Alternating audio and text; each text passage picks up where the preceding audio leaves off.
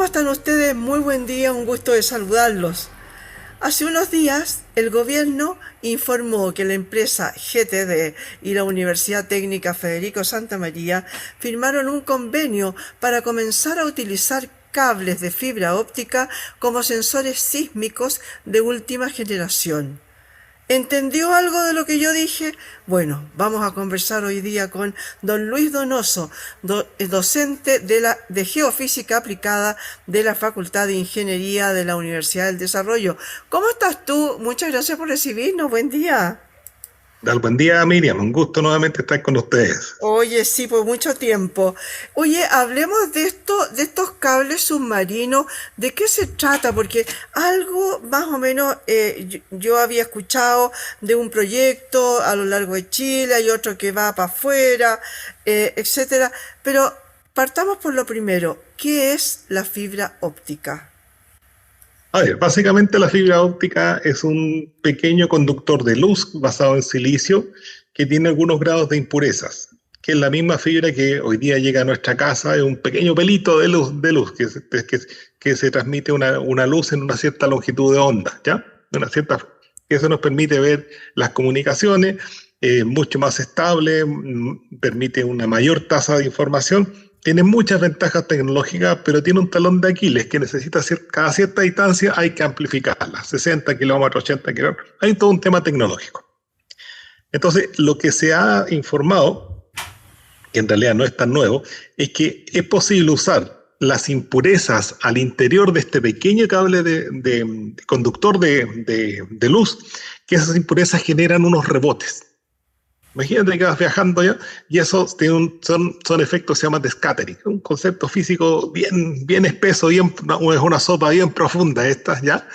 Y eso uno puede medir la deformación, cómo se te va deformando ese cable de fibra óptica durante el transcurso o la llegada, mejor dicho, de una señal elástica, que puede ser un sismo, puede ser una deformación de terreno, puede ser un barco, puede ser un animal. Cualquier cosa que impacte sobre la fibra óptica, eso se va a quedar registrado.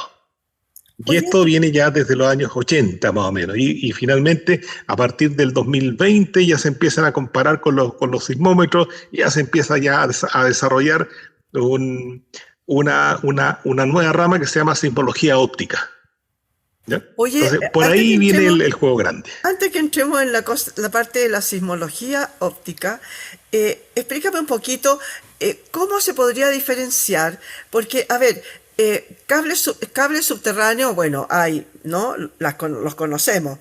Cables submarinos también hay, tú dices que no es una cosa nueva, pero estos transportan señal de datos. ¿No? Por Sí. ejemplo, no sé, el cable, que es lo típico, que uno lleva, se supone, hace un tiempo tengo entendido que se construyó una cosa que llamaba cable Pratt, ¿no? Sí, sí, Y es que es esta red submarina de fibra óptica que va, tengo entendido, a lo largo de Chile, pero que conecta por el tema de las comunicaciones, pero no en así la es. parte de sismología. Entonces, ¿cómo diferenciar cuando pasó, no sé, un delfín por ahí lo pasó a llevar o es porque es un sismo? No, porque a ver, cualquier cosa en el agua va a generar señal. Puede ser una pequeña embarcación pesquera, un gran buque, puede ser un buque de turismo, puede ser un mamífero grande, una ballena que emite sonido. Todo eso se transmite por el agua, ¿ya? Y eso genera pequeñas deformaciones en el cable, que está adosado al fondo, levemente enterrado. Y eso se percibe. Y esa pequeña deformación es la que te va entregando información de que si es un sismo, si es un buque o lo que sea, ¿ya? Lo que interesa en este caso es tratar, como ya se ha dicho, hay varios trabajos muy bien desarrollados. Lo digo, del 2020 en adelante ya comienza una explosión de estos trabajos de poder identificar y caracterizar a partir de este tipo de segmento que se llama fibra oscura, la dark fiber, digamos, que son fibras que no están siendo usadas o que son de respaldo. Bueno, ahí funciona bastante bien. Pero ¿cuál es la gracia o la innovación que en ese momento en Chile hay un grupo que de hecho llevará unos 6 meses, 8 meses trabajando con la entrada de La Serena, con 2 segmentos del mismo cable, ya hay un experimento en marcha. Porque esto hay que tenerlo presente, que esto no viene a reemplazar las estaciones sismológicas, sino que es un complemento. Pero por otra parte, como salió en la noticia, esto tampoco viene a mejorar la resolución ni va a detectar más rápido. Lo que te va a detectar son aquellos sismos que, por su localización, están muy cerca de la fibra y que te den una pequeña ventaja respecto de lo que está en el territorio. Pero como esta fibra pasa muy cerca de la costa, y en Chile tenemos estaciones muy cerca de la costa, la ventaja va a ser del orden de 3 a 4 segundos, si es que. Entonces, no es que vayas a ganar 30 segundos, aquí un minuto, no vas a ganar eso, porque todo esto tiene otra orientación. El propósito de esto originalmente era detectar temas de seguridad. Si alguien caminaba, alguien pasaba, si pasaba un buque, para monitoreo de la zona económica exclusiva, y de allí la señal se dieron cuenta que tenía un gran potencial en esta historia. Bueno, hoy día, ¿cuál es la frontera del conocimiento en esta etapa? Es que sí, hay una cantidad muy grande de aplicaciones de sismología óptica que van en el rango de la seguridad, en el rango de cuando los buques apagan su transponder o su identificación, tú los puedes seguir traqueando. Qué rumbo y qué velocidad y qué firma acústica lleva ese buque. O sea, más bien, como dices tú, una cosa de seguridad, porque a lo mejor puede ser un submarino y que no quiere ser cualquier cosa que se mueva en el agua y te emita una señal. Claro. Entonces, ahora, puede ser en el agua o bien en el subsuelo marino. Ahora, ¿cuál es la ventaja que tiene esto en términos locales? Que en aquellas zonas donde es extremadamente caro colocar un equipo sismológico, esto viene a complementar la red, pero no trabaja por sí solo. Ahora, sería interesante, por ejemplo, y no he visto experiencia en ese sentido, hacer sismología urbana. Con todos los tendidos que tenemos en Santiago de fibra óptica, empezar a trabajar cómo responde el suelo de las distintas ciudades de Chile que tengan fibra óptica. Ese sería un muy buen ejercicio, que hoy día no está en la mesa. Y sobre todo que fuera cerca de esta unión de placas o esta donde están las fallas, ¿no? Se supone. Porque es que ni siquiera eso, porque tú puedes tener un sismo y dentro de una gran ciudad como Santiago, una metrópoli como Santiago, vas a tener zonas que van a responder distinto al sismo, por calidad de suelo. Entonces, con esta tecnología te ahorras mucho tiempo y dinero colocando equipos. O sea, las posibilidades de esto son infinitas. Queda a criterio de la imaginación del investigador, del aplicador. Pero en este caso puntual, lo que yo valoro es el esfuerzo de una empresa privada que facilita, seguramente están usando los cables de respaldo, porque cuando un cable de fibra óptica no es que venga un solo conductor, van varios. 8, 16, van siempre al número potencia de 2. Y no se ocupan todos porque en algún momento se van a dañar, se van a cortar, entonces queda una reserva. Lo más probable es que estén ocupando la reserva. Y aún así, si no estuvieran ocupando la reserva, pueden transmitir en diferentes frecuencias. O sea, es un cable que tiene 2 o más autopistas. Por una pasa la información y por la otra pasa la tecnología que te permite medir la deformación del cable, y a partir de eso tú sacas los derivados asociados a la parte sismológica. Claro, o sea, de hecho, una de las gracias de la fibra óptica es esa, ¿no? Que puede transmitir muchas señales en un pelito, como dices tú, en una cosa muy pequeña, ¿no? Claro, pero tiene un talón de Aquiles. Y es el volumen de información que se genera, que es gigantesco. En una red sismológica convencional, tú puedes generar algunos gigas diarios. Aquí estamos hablando de unos teras, muchísima más información. Por lo tanto, requieres mucha más capacidad de almacenamiento y análisis, más potencia de máquina. Hay tecnologías y hay metodologías para reducir eso sin perder calidad. No es que vayas a llegar y te conectes. Entonces, ¿dónde están los centros de investigación hoy día? Es tratando de decir, oye, al principio era toda la fibra me sirve. No, ya no son todas, son algunas en algunas zonas específicas con un objetivo específico. Y aquí yo creo que es un buen experimento, sería interesante ver qué resultados se han obtenido después. Pero yo, más que en lo personal, más que apuntar a un complemento, una red sismológica, sería interesante, por ejemplo, saber cómo responden los puentes con un tendido de fibra óptica, que es cómo se ve la deformación de un puente durante un sismo. El suelo donde está alojado el puente. No, el puente mismo. Ah, ya. ¿Cómo responde un túnel que tenga un tendido de fibra óptica? Ya. cómo responde una galería minera con tendido de fibra óptica. Entonces te das cuenta, las opciones son infinitas. Sí, pues claro que sí. ¿Ya? ¿Te das cuenta? No es solamente localizar los sismos, pero por eso, localizar los sismos es la primera capa, para que se aprenda a usar la herramienta. Lo que viene después ya es un trabajo bastante más complejo porque dependiendo del tipo de fibra, dependiendo si está activa o no está activa, dependiendo además de cada cuánto estoy interrogando, cada 10 kilómetros, cada 50 kilómetros, qué densidad voy a usar para ello. Entonces tengo muchas más variables que con una red sismológica. Oye, tú dijiste que como para detectar un sismo, un posible sismo o tsunami, Ujú. en realidad el tiempo en el que lo va a predecir es muy poquito, son unos pocos segundos que no alcanzan a ser como de advertencia para una población, ¿no es cierto? Es que, a ver, hagamos el ejercicio. Imagínate que tú estás, hay una posición en la costa, en este lado de la pantalla, Sí, y la fibra óptica está a 30, a 20 kilómetros de distancia, sí. ¿ya? Y yo tengo un sismo que está al lado de la fibra, el epicentro, pero el foco sísmico está a 40 kilómetros de profundidad. Entonces, la diferencia en tiempo de llegada entre el sensor que está en tierra, en la costa, y el que está en la fibra, no, va a ser lo suficientemente, va a ser importante, 4 segundos, 5 segundos, que es una eternidad en términos electrónicos, pero en la fibra tengo que procesarla. El otro está conectado. Entonces probablemente me demore súper poquito, un segundo y medio en procesarla y detectar que eso es un sismo. Ya no genero esa gran distancia. Claro. Entonces, si yo quiero hacer un sistema de alerta temprana con fibra óptica que va pegada a la costa y tengo estaciones sismológicas en la costa, va a ser mucho más robusto el que tenga en la costa. No perdón, en el continente. No esta fibra es un complemento. Al contrario, por ejemplo, en los fiordos del sur, en Aysén, por ejemplo, donde no tengo estaciones sismológicas densas, pero sí puedo tener redes de fibra óptica que van por los fiordos, ahí sí es una ventaja, porque eso me va a dar otro tipo de información. Ahí pasa a ser dominante ese despliegue territorial de esta carretera digital que va por subsuperficie, que va por el agua, ¿ya? ¿Y por qué? Porque colocar una estación sismológica es carísimo, por la logística que necesito y el mantenimiento que necesito. Ya.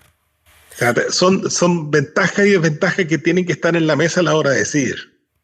Oye, y respecto de eso mismo, tú dijiste, lo has dicho en varias oportunidades, de las distintas estaciones sismológicas que hay en el continente.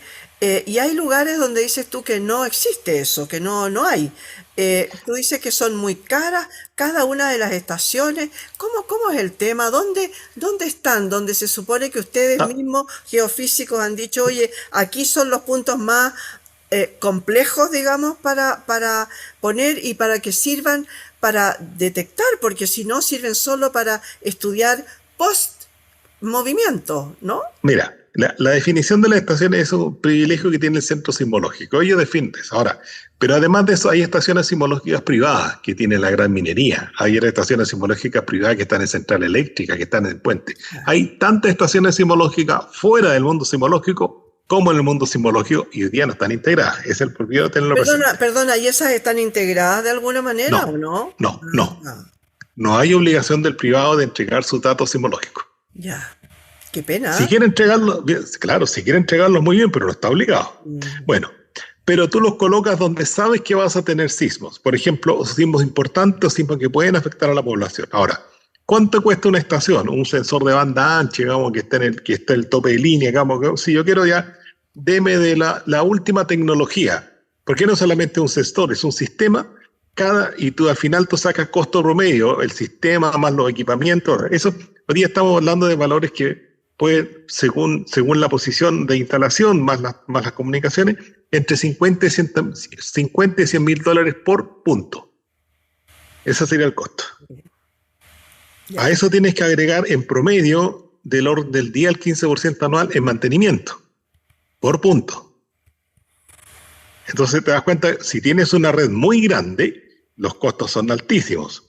Pero si tuvieras una red descentralizada, por ejemplo, una red en la Patagonia, una red en la zona norte, una red, digamos, en la zona centro-sur Maule, otra red Puerto Montt, ya tú empiezas a focalizarte. Porque si no, tienes que del mismo presupuesto tener asignaciones de mantenimiento para equipos que están en Puerto Williams Claro. o equipos que están en el interior de Arica. Y es una locura. Claro, y que es una cosa exagerada. Es una locura, es una locura. Claro. Ya Oye, es, Luis, tú dijiste algo antes que no quiero dejarlo pasar, me gustaría que me lo explicara. Y es que tú dices que la estación, esta fibra óptica, digamos, que va a ir y que va a ser muy poquito el tiempo, nos pusiste el ejemplo de un lado o del otro lado, por donde va la fibra, donde fue el temblor, etcétera. Y nos dijiste que había muy poco tiempo porque se comen segundos, porque hay que analizarlo, etcétera. Está la tecnología hoy día, no solamente para el tendido de la fibra, sino que además los software adecuados para que eso sea casi instantáneo, el hecho de decir, ahí hay un temblor, acá hay un buque, acá es un delfín. no, eso es interpretativo. Ah, Eso es ya, conocimiento experto. ya, Tú tienes un sismo se nota inmediato porque te satura la señal. ya. Tú Pero, tienes que ir a pero buscar obviamente, la frecuencia de lo que- por ejemplo, un buque tiene cierta característica, tiene cierta amplitud, tiene cierta frecuencia, tiene la señal. Un buque más grande tiene hélices más grandes, por lo tanto va a emitir en una banda de frecuencia. Un buque pesquero más chico y tiene que pasar más cerca para detectarse. Todo depende de la posición, la distribución de la fibra. Si tengo un solo segmento, tengo una distancia de detección, no lo voy a poder detectar hasta el infinito. Entonces, por eso, ¿puedo contar cuántos han pasado por encima de la fibra? Sí, pero si está la fibra en esta posición y el buque está fuera de su campo de detección, nada, no podemos hacer nada. en buenas cuentas necesita esa estación, no sé si llamarle estación, pero necesita de una persona y no solamente que esté vigilando, sino que además sea un especialista, el que está ahí a Es que cargo. más que la persona es un equipo. Sí, por supuesto. Claro, es un equipo humano que tiene que tener Claro, sólidos conocimientos de simbología, de tratamiento de señales, de manejo de información, de respaldo de la información, de claro. cómo lo almaceno, de cómo lo interpreto. Y aún así, lo que yo pudiera estar viendo en algún momento va a estar incorrecto, es generar un falso positivo. Porque voy a tener una señal, por decirte una cosa, puedo tener una un pequeño movimiento del piso, un pequeño derrumbe submarino, pero estamos hablando de que se mueve 1 centímetro Claro. por tema de lluvia, o te llega el aluvión en el lado de un río cuando está descargando, por ejemplo, los grandes ríos, o el Biobío, por ejemplo, o el Maule, y eso te está metiendo ruido cuando entran los sedimentos en las lluvias. Eso vas a tener que aprender a diferenciarlo. Claro. Valoro el ejercicio que se mete en este tema, porque nos falta gente en ese dominio, pero también hay que tener presente que no necesariamente va a constituir una mejora significativa en el tema de detección, porque a dónde están apuntando hoy día todos los países, ya se dieron cuenta que este sistema es caro, el tema de las alertas tempranas sísmicas. Sí. Y solamente muy pocos países los pueden hacer de cargo del Estado. Para que te hagas una idea, la red Check Alert para California, solo para California, que es el piloto, salió del orden de los $100 millones y todavía está en fase de desarrollo. Ya. Ahora, Entonces, es eso, más la mantención contra el daño que es provocado por un sismo de ese grande, digamos, un gran es temblor, un que, gran terremoto, claro, ¿vale la pena en buenas cuentas? a ver, esto no es para evitar el sismo, es para proteger a las personas. Sí, Si la claro, construcción está mala, no hay alerta que funcione. no, por supuesto, Claro. pero por lo menos alguna alerta temprana que haga que la gente alcance a evacuar, ¿no? Claro, ahora, hay otro sistema de alerta, hay una empresa privada que te entrega alerta, pero no a las personas, sino a las empresas, que va al sistema de control automático, detiene equipos, abre Claro, puertas, mueve, ya, esa es otra cosa. sí, Entonces, ahí sí impacta sobre los sistemas productivos, y eso tiene un valor económico muy distinto. ¿Por qué?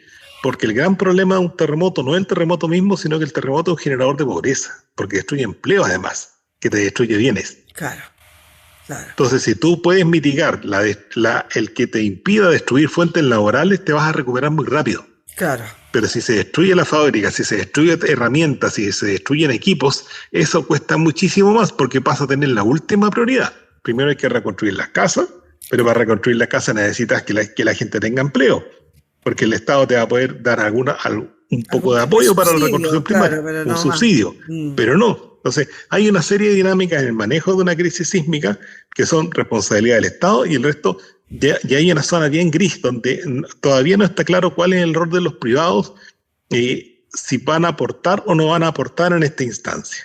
Yo creo que sería muy buena parte un sistema híbrido, que los sistemas de alerta sean privados y los sistemas de estudio van a tener que seguir siendo con fondos públicos, porque son muy caros. Y es ahí donde tenemos una gran ventaja. Tenemos un laboratorio natural y experimentos como estos, claro, generan capital humano y eso siempre es buena noticia.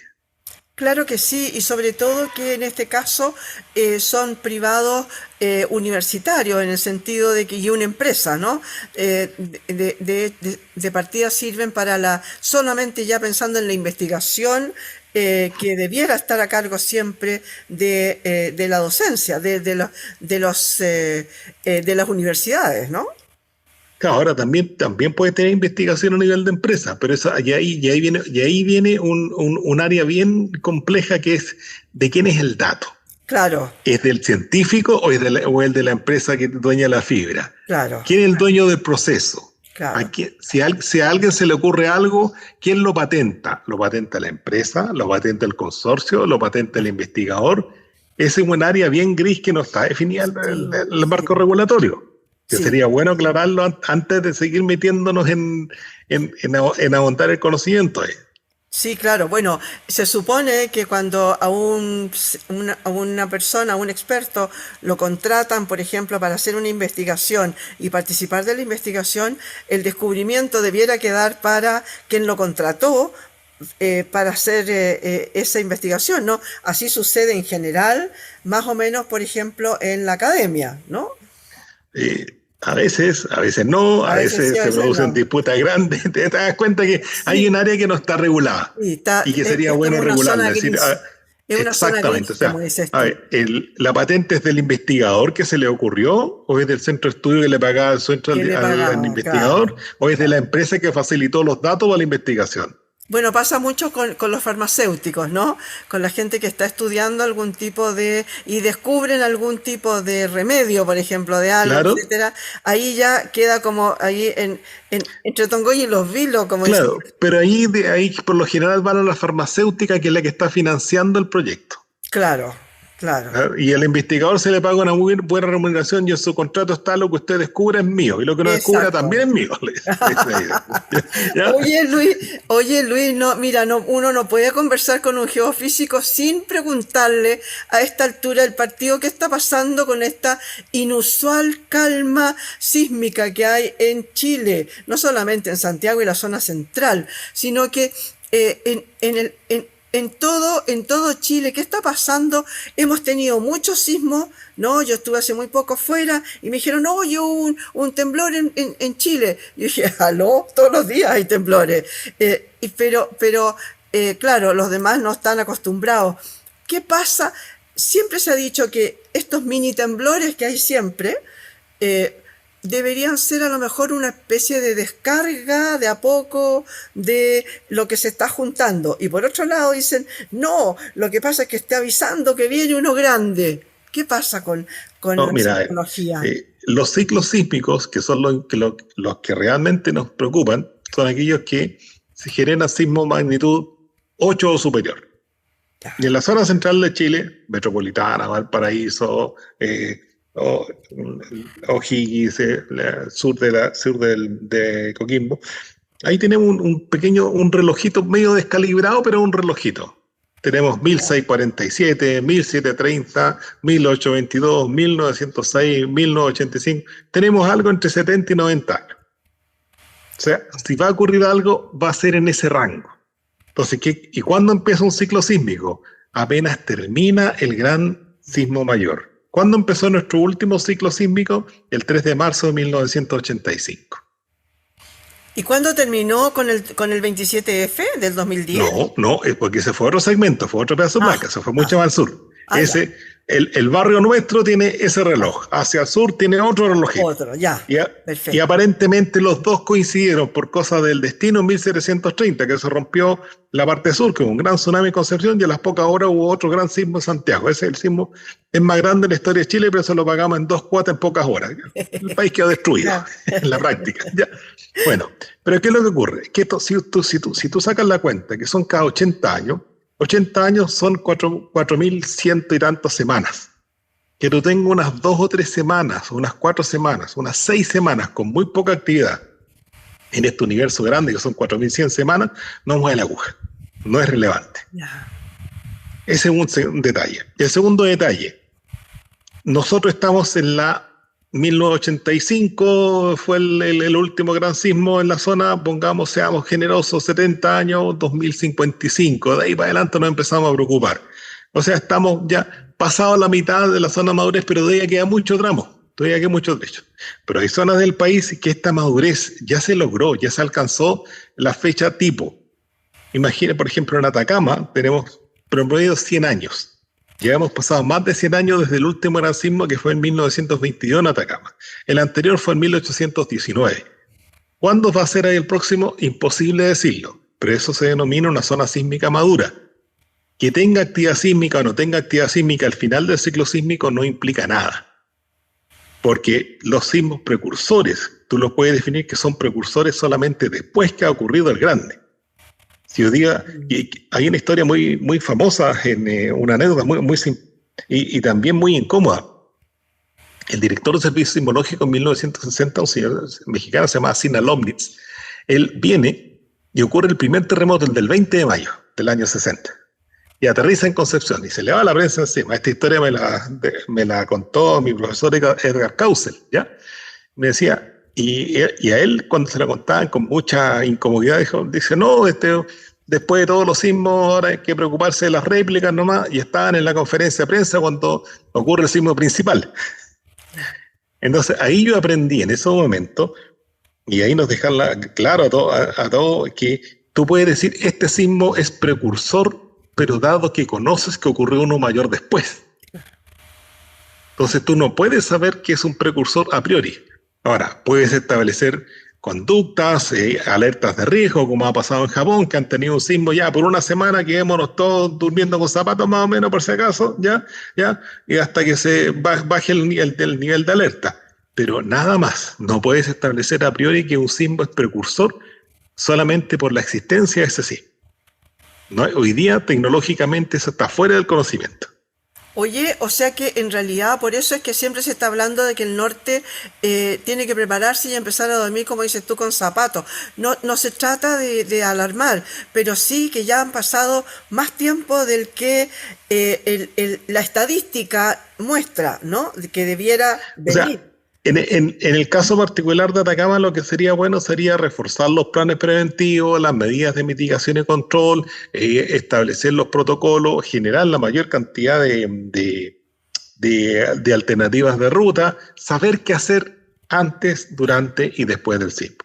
¿Ya? Más al norte tenemos una pequeña brecha entre Iquique y Tocopilla, y más al norte tenemos entre el norte de Iquique y el sur de Perú. O sea, tenemos esas 3 zonas, son las zonas que más nos pueden golpear en los próximos 10 años. Ahí vamos a tener un sismo probablemente superior a 8. ¿Qué tan superior a 8? Imposible saberlo. Claro. Claro. No, eso queda fuera de las capacidades. ¿Qué pasa si hay entre medio temblores, por ejemplo, grado 6, grado 5 y algo, que para los chilenos en general no implican mucho? Es el pan nuestro cada día nomás, por vivir en una zona subducción. Claro, cada rato ya ni siquiera nos inmutamos a esta altura, ¿no? No, claro, porque en un ciclo sísmico vas a tener uno grande, y el resto va a ser una infinidad de sismos muy pequeños, algunos 7, muchos 6, muchísimos magnitud 5, pero en el segmento que se ha roto previamente. Perfecto, o sea que en realidad el próximo gran terremoto, por ejemplo, de este barrio, como dices tú, a lo mejor seguramente yo no lo voy a vivir. Muchas gracias, Luis, por haber estado hoy día con nosotros. Bueno, muchas gracias a ustedes por la invitación. Oye, cuando gusten. Pero obviamente que te vamos a volver a llamar para preguntarte, porque nos has explicado muchísimo esto de la fibra óptica, que está siendo como una gran noticia, ¿no? Si bien, como dices tú, es algo que ya venía de hace tiempo, este estudio que se está haciendo y este posible, y esta este convenio para utilizar los cables de fibra óptica como sensores sísmicos de última generación. Le damos las gracias a Luis Donoso, docente de Geofísica Aplicada de la Facultad de Ingeniería de la Universidad del Desarrollo. Muchas gracias, señoras y señores, por haber estado hoy día en este punto de encuentro.